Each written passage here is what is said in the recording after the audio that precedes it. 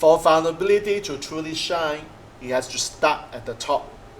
As leader or even as a team member, sharing your own vulnerabilities creates a powerful chain reaction. Perhaps recount a personal story where you made a mistake at work and the lessons you learned, and how you grow because of that experience. So, for example, you might say, I once missed a critical deadline because I hesitated to ask for help. I learned that asking for help isn't a sign of strength. No, sorry, it's a sign of weakness, but a sign of strength. Such openness not only humanizes you, but also encourages others to feel safe enough to take similar risk. Remember, a team that is not afraid to show its true self is a team that is built for innovation.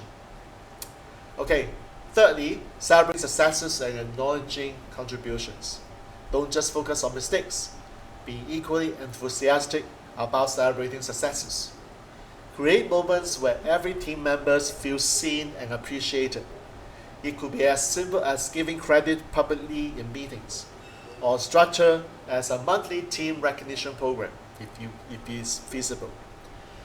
So, for example, after wrapping up a challenging project, take a moment to highlight not just the end result, but the collaborative effort that got you there. Celebrate even the smallest wins. This reinforces trust by showing that every piece of the puzzle is important and valued. It is important to remember that building trust isn't a one-time event, but an ongoing process that requires commitment from everyone, especially the leaders. So let's discuss several ways leaders can drive a culture of trust. Okay? Well, leadership commitment to vulnerability and open dialogue. That's number one. So leadership sets the tone for the rest of the organization. True leadership is not only making strategic decisions, but also demonstrating vulnerability consistently.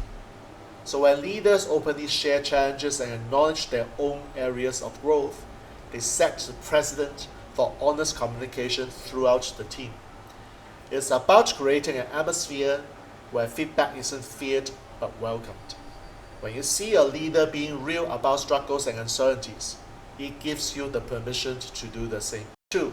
Creating team building activities that promote trust and connection. Strategic team building isn't about awkward icebreakers. It's about activities that genuinely foster connection.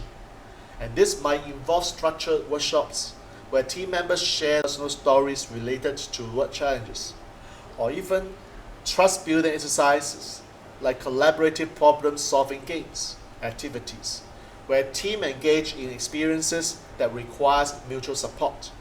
They naturally start to develop deeper, more trusting relationships. And these activities can also serve as a reminder that behind every professional role is a human being with emotions, stories, and passions.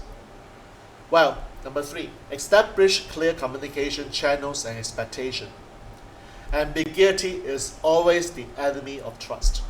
When every team member knows exactly what is expected of them, and there are clear channels for communication, the grounds for misunderstandings are greatly reduced.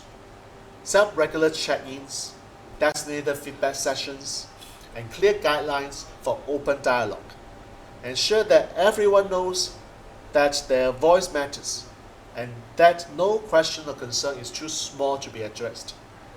And this clarity builds the foundation of mutual respect and dependency.